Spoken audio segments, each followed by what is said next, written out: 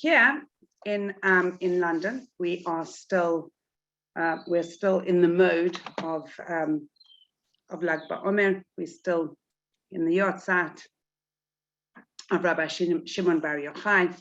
We are also still in day 33, which gives us the extra day and time to be able to prepare ourselves for receiving the Torah.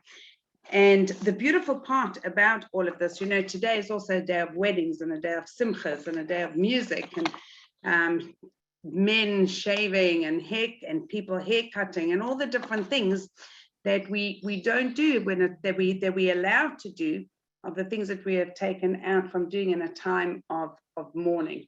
And in a time of mourning, in understanding where we have actually come from, in the time of Rabbi Akiva's students dying, and we go into the space, and it's just incredible to think of the light that was really brought to the world in a human being, in a person, and that Hashem has gifted us with such an energy.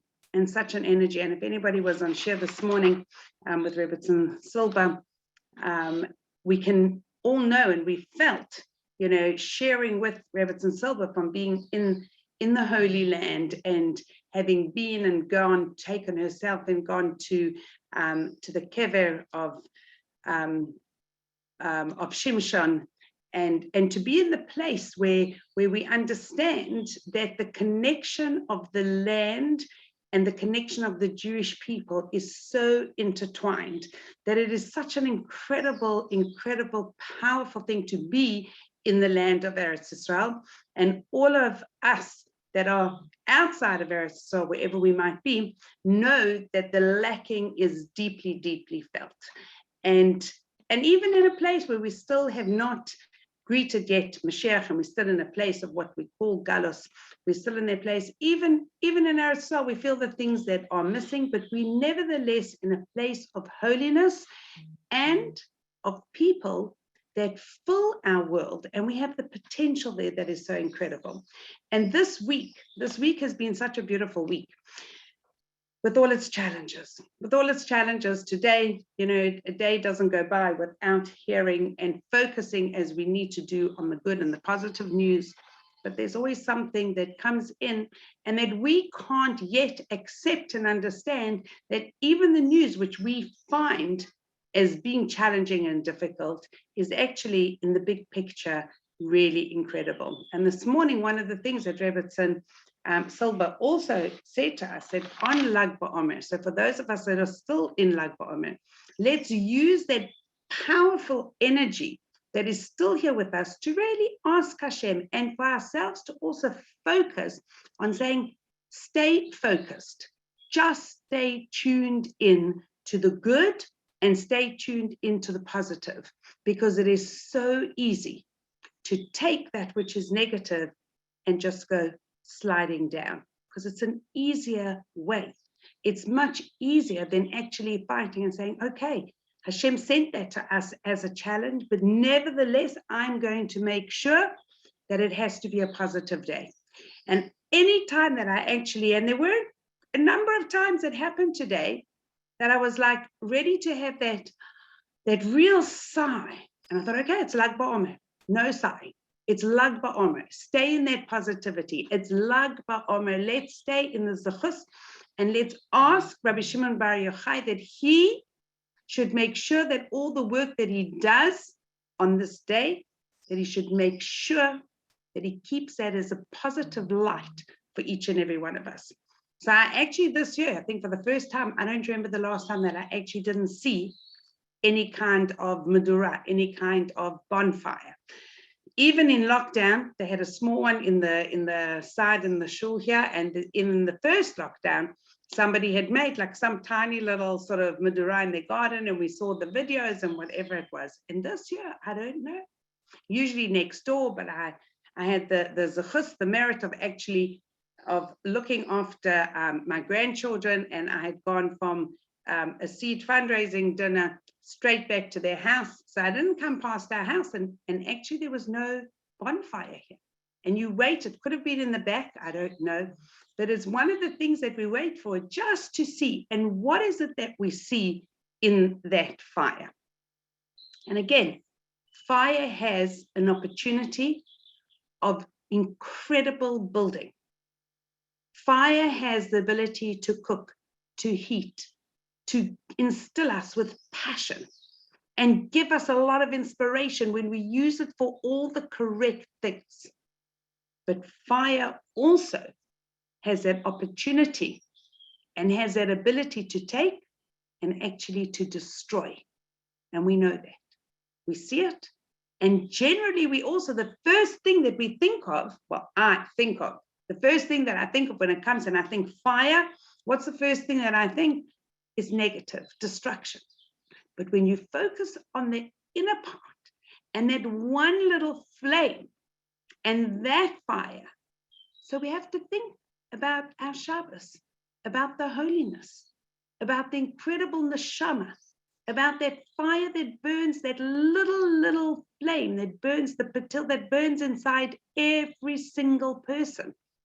And we now are in a place where we have that ability to focus on this and create for each and every one of us a very positive and passionate desire to do that which is good. To do that which is good. And in this week that we have all been working on, and I hope that we all have taken something from our week of Hod. And when we have a look at this week of Hod, isn't it an incredible thing? I find it actually quite amazing. You know, every year, the beauty of a spiritual ladder and a spiritual climb is that every year you think about something that you want to be focused on. And we think about what is it that I can focus on? And think about where we want to become better people and what we want to do, and just write it down. So this morning, it was interesting again that Rebbetzen Silver mentioned, have a booklet, write it down and in your books. And I actually found a few of my notes in my Rabbi Haber's book on the Sefira. And then I found another little note that I wrote for myself in Sefira in our lives. And then I was thinking to myself, you know, this is exactly what it's about. It's about taking an accounting of what we do and how we actually do. You know, we're in exam mode. We're in exam mode. And I feel like I'm writing exams again, you know, and I think, honestly, it's enough school for me. I'm done, you know. Didn't love it anyway, right, Mom? You know, I like anything to get out of studying. So I have that, you know, I have that kind of like empathy, you know, that really relates to, okay, you know, gosh, do I really have to do this? And I'm actually very proud of our little Zevi doing his work and being actually a little bit even conscientious about his studying. And actually, it's okay. He's taking it in his stride. And I'm thinking to myself, but that's what we do. Because we never finish that place of watching, how am I doing? Am I doing revision? What's the revision that I'm doing? How am I doing with it? And am I learning more than I actually learned from last year? And what have I done and what am I accomplishing? And how am I scoring? How are we scoring? Now, you know what?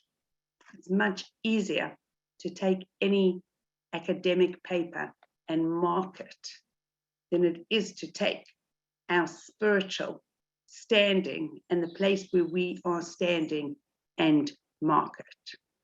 And I have to tell you, I had this thought today. A few days ago, maybe a week ago, I can't even remember when it was, but there was a little bit of noise outside the front house, and we live right next to a Haggis. For those of you who don't know, it's a shul, and you know, some of the young boys that aren't as conscientious as we'd like them all to be, you know, in davening and listening and being there, they get a little bit rowdy. And the truth is that sometimes I used to get upset because actually you hear them rowdy and they're actually not being nice to each other. And I kind of went outside and I was like, listen, boys, it's enough. It's 20 to 11. Can we please have some quiet here? You know? And anyway, I don't know what I said, but one of the kids he was a little bit rude, answered back in a very not pleasant manner. And I was kind of like, said, you know, anyway, I felt a bit bad at the end because I felt bad for my grandsons because one of them said, I told them that I know all their parents and grandparents, so they better watch it. And then one of them said, oh, Birnbaum's grandmother. So I felt bad. Oh my gosh, my poor grandsons are really going to suffer for this one. Anyway, they did tell me that they haven't that they haven't had, and nobody said anything to them yet. But then I was thinking about this today, and I was feeling a little bit happy with myself because I haven't heard any noise outside. And I was really, we have people that aren't Jewish that live next door. The man hasn't been well downstairs. There's babies that live upstairs. Who wants to be bothered and woken up by some rowdy teenagers? We just don't want that. And it's not what we want and how we want to be seen as Jews. But today I was rethinking this, and it's been playing in my mind a lot. And I'm thinking, I'm sure I could have done something else. And then suddenly today, I suddenly thought, you know what? Actually, you could have done something more. Instead of just keeping them quiet and go away and stay away and whatever, why don't you take that as an opportunity to take out a bag of chocolate chip biscuits, which I probably didn't have in my house at the moment, and I see them on the table here, and just, okay, come on, boys, take a chocolate chip cookie and just try and keep quiet. It really bothers the neighbors. And I really want to go back into that action replay, even with these young boys. What, they're 15, let them, it's not always easy just to always have to stay in the order of doing everything. And maybe it just needs, instead of always being told off for doing things, it was me who actually had that opportunity to turn around and change that. And I thought a lot about this. And suddenly I'm thinking today, I really wish that I did have that opportunity. Now, well, you know what? We can only try, and hopefully they will come back and make a noise or just be there. And I'll be able to take that and make that into a place of connecting them rather than disconnecting all of us. And when I look around and I think to myself, there's so much that we ourselves have to be grateful for. Even the fact that we can create a place and a safe space, and we have a Zoom and we can all learn together, and we can find a place that we can all focus and say, where do we want to be? Where do I want to be? You know how many weeks ago we already left Egypt? We left Egypt. Can you imagine? Can you imagine that tomorrow night, right? Tomorrow night, we are again, on Motzei Shabbos, we're going to be leaving again. We're going past another week. How is it possible that all these weeks have passed by so quickly? And what does it feel like? How many changes have I really made? One of my favorite things that Rebbetzen Hella Gottlieb always, she says and writes in her here we are, right? She says that the thing that we actually chose to do, that when we are counting and when we're leaving Egypt, the thing that we did was the day that we left Egypt was one on which we rejected who we wanted to be. Okay, really what we wanted, we rejected the Egyptian definition of what our lives were turning into. We rejected the fact that the way they lived was not the way we wanted to be. And what did we have to be now? We were now have left and we're free. We're not only free from the slavery of a physical slavery, we're free to be someone that we want to become and free to be the person that we want to be.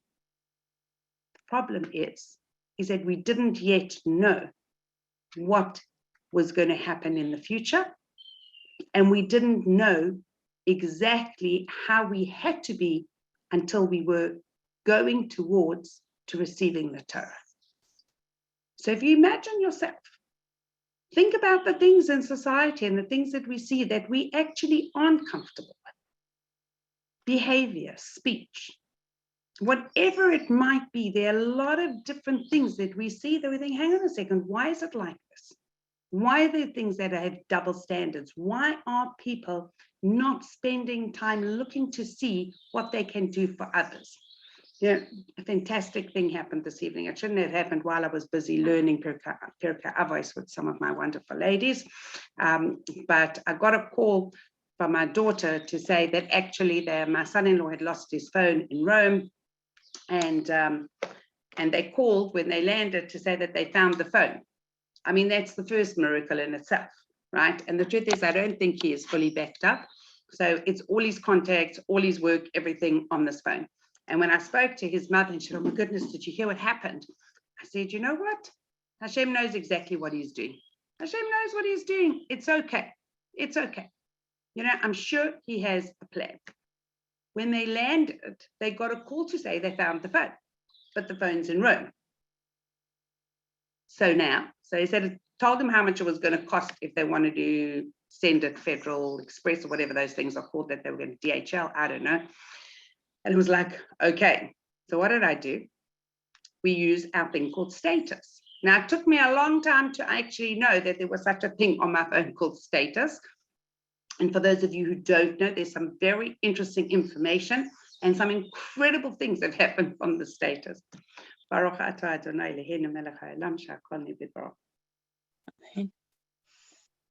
So these incredible things that happen from the status.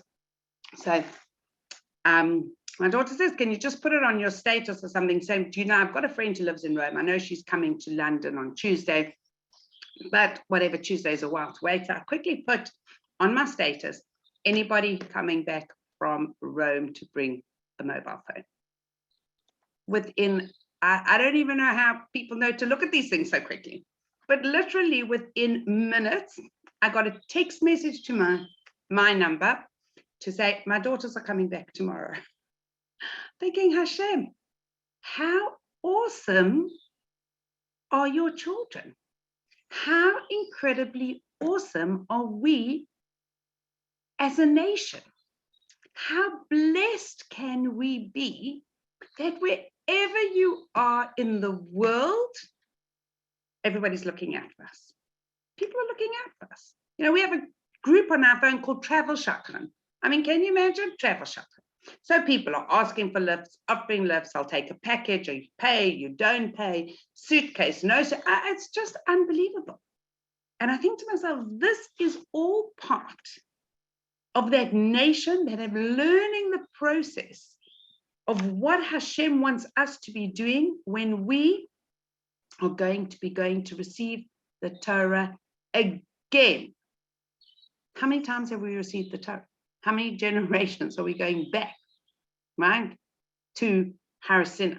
How many years has it been? And every single year we're going to go through Matan Torah and we're going to say Naseh Nishma, and we're going to do and we're going to learn. And how many more years is it going to take for us to really do it well? But we have to learn it. But we first have to say that I'm going to do whatever it is that I can in order to become that. And while I'm doing that, the only thing that is going to keep me connected and inspired is learning. And to learn what's written inside our Torah, because it's the inside bits that show us exactly what we're supposed to be doing, how and why. And when you imagine the thought of Rav Shimon Bar Yochai, and you think that we have the Zohar, we have the Holy Zohar, and you know it's the part of the inspiration, of the fire, of the real feeling of passion of things that we want to share and what we have. Now, sometimes I don't know, you know, I remember the person that told me actually this example the first time, and I remember they used it as like, you know, you go and see a great movie. And I looked at her and I said, really, how many great movies have you been? She says, no, don't laugh. She says, I don't really go to movies. I said, yeah, I know that. So that's why I'm funny that you're actually using that as an example. Why didn't you say read a great book? So, well, it sounds more exciting when you tell somebody you've got to go and see it. You know, it was so fantastic and so amazing. Or you read a book, you have to read it. We should feel that way about our Torah. We should feel that way about our lifestyle. We should feel that way about everything that we're doing and how we do it. And then when we see it, and I look here and I have my two candles that I lit well, I only lit them this morning because I wasn't at home last night. And I lit the one candle, and that should be in the Ilun Nishmas, Rabbi Shimon Bar Yochai. And I lit the second candle, and the second candle for me was a representation of all those holy neshamas that went up to learn Torah with Rabbi Shimon Bar Yochai last year on Lag BaOmer. And I did think to myself, how is it? But then today again, when Rebbetzen Silva reminded us, and she said, looking for where I wrote it exactly, who it was that said, what she says, that really the neshamas that leave this world, we also had the Yortzeit of Naomi Toft's father, and she said really that when we look and when we understand, right, the neshama, any neshama that leaves the world on this day, on Lag BaOmer, on the same Yortzeit, has to be a holy neshama. And you know, when all those neshamas together went up, they were there for us and for us the pain.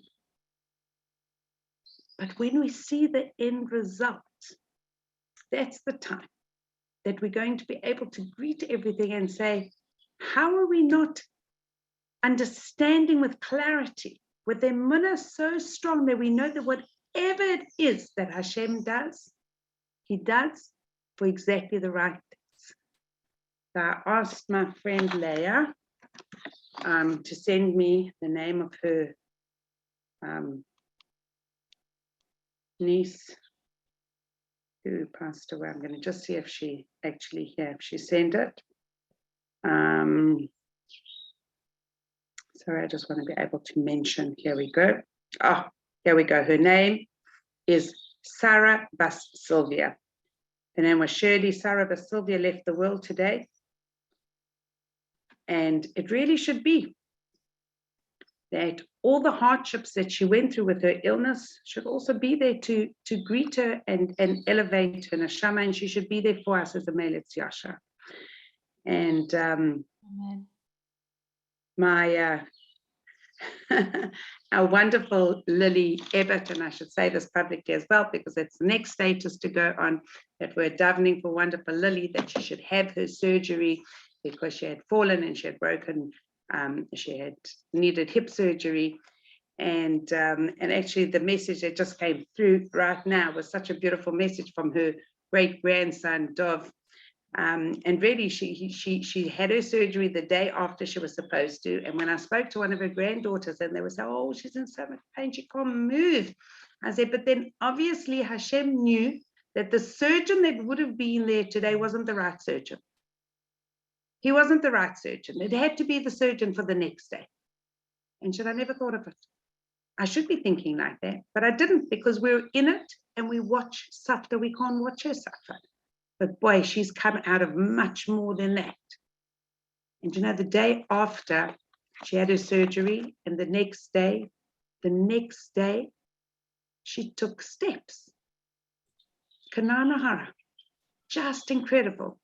And who responded to this beautiful message is her great grandson, Dov, who is doing so much work to spread all Lily's beautiful promise and her story. And what does he say? Mi ka'amcha Yisrael, who is like each and every one of us. Each and every one of us. We do this because we want to make the world a better place to be. We want to be kinder, and we want to make this world a better place to be. That's who we are. And you know what we can learn? When we learn from other people's challenges, if we can just make one thing different in our lives, if we can just say to Hashem, you know, there's something that I want to do. Thank you for my life. I want to thank you for what you've given me. And every day that I'm here to be here, I need to do something which is good and something which is positive. And if I can do it for another person who didn't have that ability while they were in this world to do that, then that elevates their neshama, that elevates their soul, because that's who we are. We are a nation that are one body. We are a nation that are responsible for each and every one of us. I'm responsible for each and every one of you, the same way you are for me. And if we are working together to make this world a better place, then that's all that can happen to it. When we care and we want to be careful and mindful of what we do, what we say, and how we think. And that is the week that we already passed last week, the week of Tiferes, which is beauty. And what is beautiful? What is beauty? And when we look at beauty, a person we say is beautiful when they're beautiful inside and out. And when you feel that connection, and you know that because they think, they say, and they do all that they need to make the world a better place, that's when they are beautiful. The most stunning, beautiful person on the outside who speaks in a manner that's not kind and nice, who behaves in a way that's not good, we look at them very soon after and say, wow, I thought they were so pretty. Where did that beauty disappear to? Because the beauty is what we see in the internal soul, in the neshama of a person. And that's what we see before and while we're there and after. You know, one of the things that Tversky used to speak about was not often, but he mentioned and would speak, you know, when a person wants the hesbet, the eulogy, right, to be said, and you want to write your own eulogy, think of the things that we want to be said about ourselves, right? Write it, but then you've got the most difficult part of that to do, and that's to live it and to be it. And I was actually quite shocked once when somebody told me how, you know, famous people, they have all their eulogies written from, I don't know what age or when or how, but they're written and they're there and they update them and change. And I think to myself, you know, if we really knew the inside story, when we know the inside story, that's the story that's going to be recognized by the people that know us and the closest to us. And once, a number of years ago, we went to Shiva, and I just remember thinking, oh my goodness, you know, I just wish that what those children said about their father, my children would be able to say about me just in one day. You know, like he was the calmest person. He never got upset. He never got angry. He was just, and I was like, I remember walking out and thinking, okay, I'm going to try and start that from today. Well, it's already about 15 years and I'm still starting it every single day, but we're working on it. So at least we know when we're working on becoming the best that we can, that we've got the first step right. And that means that we are working on it. And that's what we want to be doing. And that's what the Sefira really takes us to. So when we see today as well with that beautiful special energy, okay, the beautiful special energy says that today was the day, today is the day, today's the finishing right now here in England of that time. And we have to be able to make sure that we take the energy and tell ourselves, you know, Hillel says, he says, be like the students of Aharon, love peace and pursue peace. Just that, just the thought of something like that is enough, that it should give us a positive energy that is enough for us to continue to want to be an important part in this world, to look for peace. And when we think about something that we should do for ourselves between man and Hashem, man and God, man and Hashem, really what we think today has to be something that we have to look for something or look into something in our Torah. Look for something that maybe we've had questions on. Look for something that's bothered us maybe before or maybe bothers us now. And if we can't quite understand it, let's make sure that we commit ourselves today to find out more about that Torah knowledge. And if you don't know where to go to find out more about that Torah knowledge, please be in touch with me. We will make sure that either that you have a one-to-one learning partner, that you make sure that you're reading, I'll give you things to read, and we'll learn together. Because this is part of what keeps and deepens our connection to Hashem and deepens our connection to the Torah. And this is all part of this growing process from having left Egypt to going to receive the actual Torah. Now, you know, between man and man, we have a lot of positive commandments that we're able to keep, a lot of positive commandments that we're allowed to do, okay? In fact, it is more important, Hashem says, that a man asks man for forgiveness and behaves properly with man than it is with him.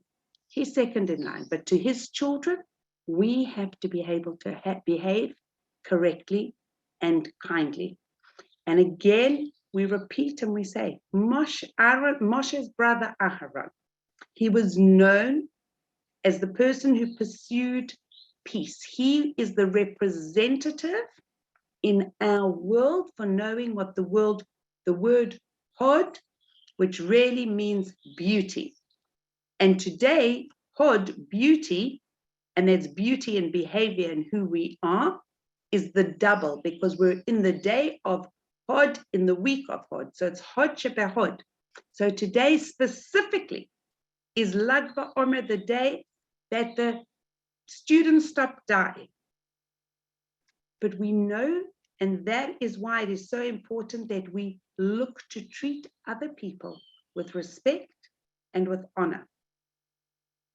And if we haven't quite mastered that yet, let's make sure that we take that commitment and that step today towards being better, kinder, and more connected to other people.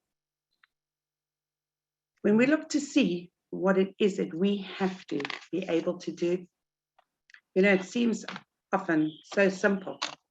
You know, the simplicity of what we have to do, and we all know what it means. But it's when it comes to understand what the real laws are and how we're supposed to do them. That's when the real challenge comes. And the more we learn about how to refrain from speaking Lashon Hara, the more we learn how to look after other people, just in a way, I care. That a person feels the sense of what it really means to care about another person, to daven, to pray for another person, to offer to do something to alleviate either their work or their challenges, or just to be there as a listening ear. That connection is something that Hashem is actually saying, thank you for looking after my children.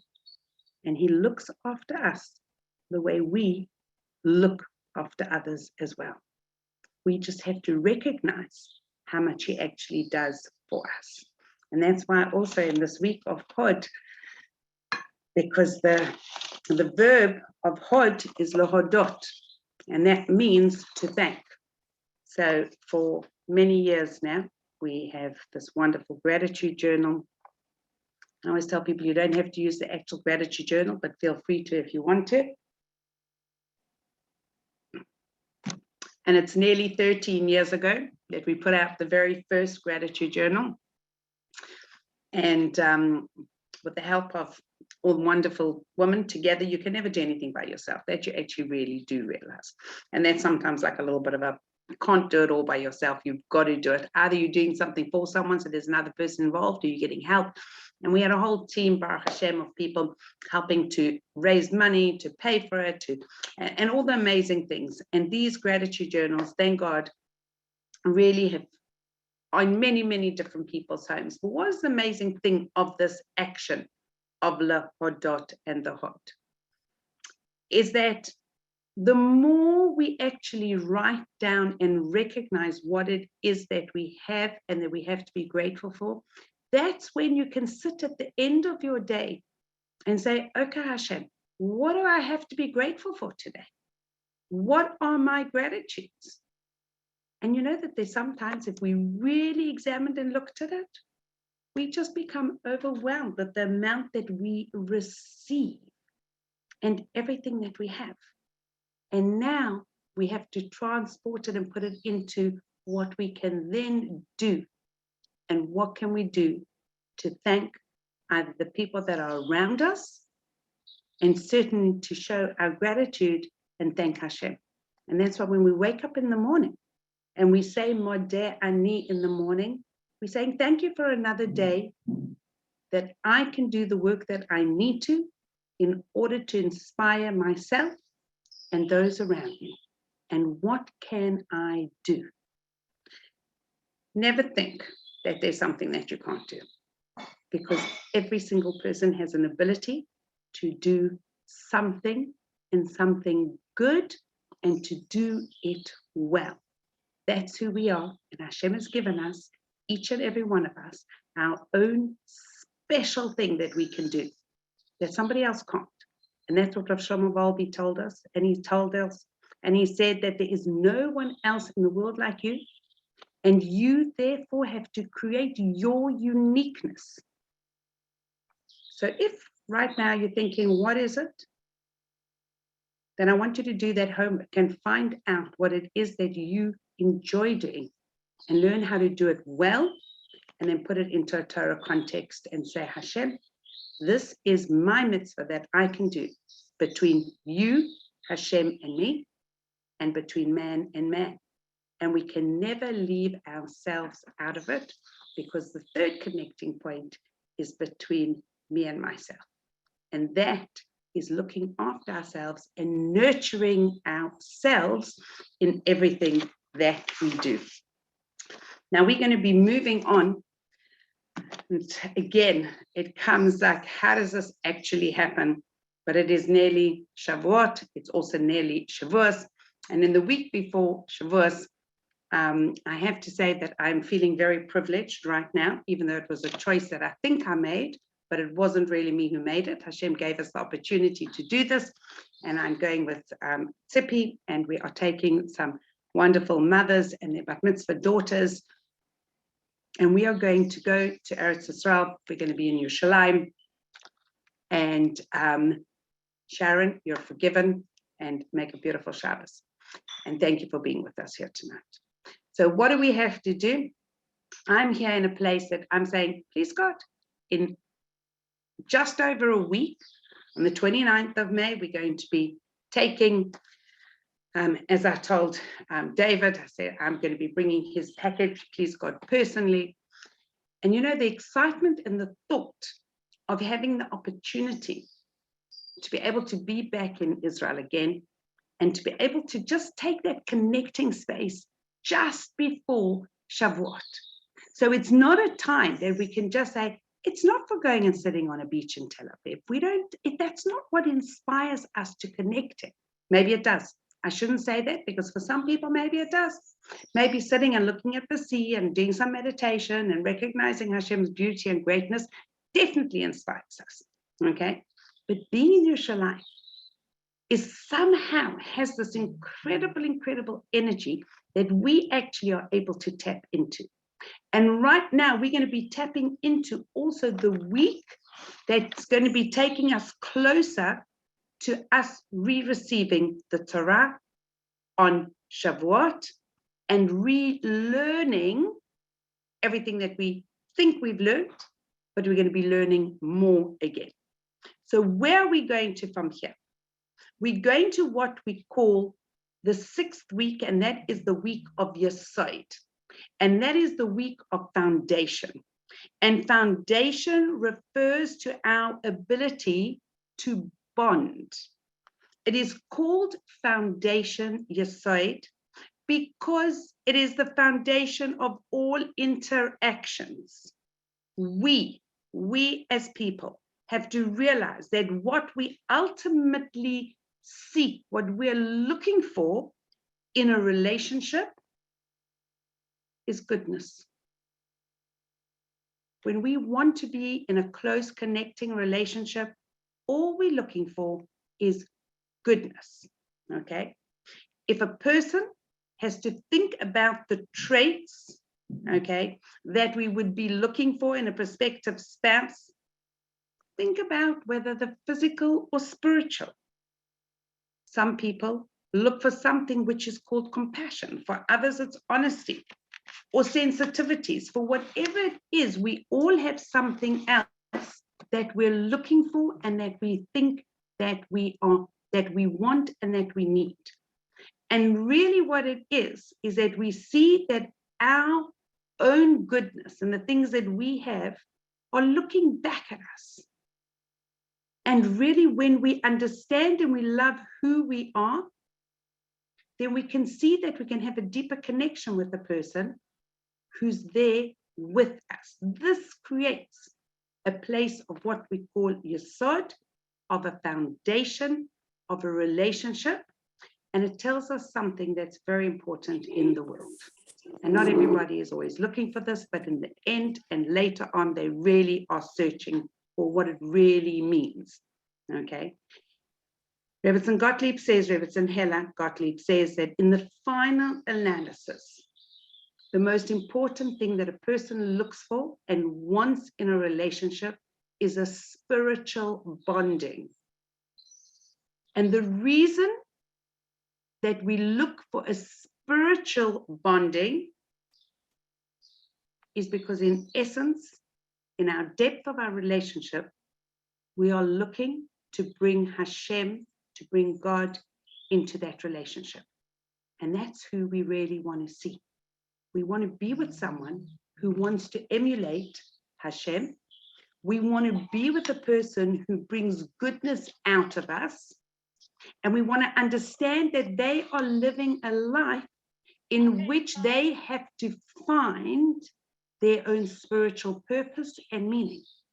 And the way we find this is through working through our own characteristics through these weeks in defining, in refining ourselves for this incredible, incredible place that we're going to come to. And that is going to be receiving the Torah on a different spiritual level than we were last year.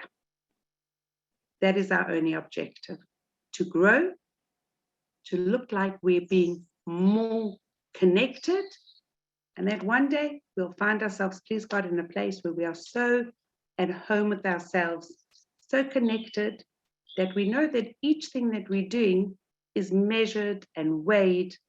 I don't say anything in a way that I shouldn't. I don't use words that I shouldn't. And it's all a work in process. So we've got to think like that. We've got to speak like that. And then we've got to do the actions like that.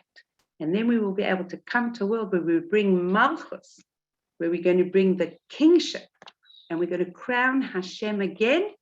And we're going to be able to say that very soon, please God, very soon we're all going to becoming people who are so working on emulating Hashem and his good characteristics and his good character traits, that's how we're going to be behaving. So in Seed this week, we have a beautiful project that we have launched and launching in the schools called Clean Speech. I'll be sending out as well a little project that we're going to be doing also in Clean Speech and learning how to really elevate our conversations and really focus on the not the who, but the how and the why, and how we can create a beautiful place of always looking out for other people, not looking to bring anybody down, but to look to elevate them, not to look to see the negative, and to be able to see only that which is good in another person. And we have that beautiful energy right here and now in this beautiful time as we are leaving and moving from Lag BaOmer to the next day, which I'm not going to say right now, the time of it. But please God, that is also going to be the day in which we are actually going to be able to have the foundation, the yesod of the beauty, because the deeper the foundation that we build, the stronger the building. The deeper the foundation that we build, the stronger the building. And that's our own personal building, because I build myself. When we build a relationship, we build a relationship. If the foundation of the building of that relationship is not a good, healthy relationship, there are two options. The one is to carry on building a building on shaky foundations, and the other is to clean out the foundations and just start the building again. And we can do it. It's all doable. We just have to all want to be able to do that.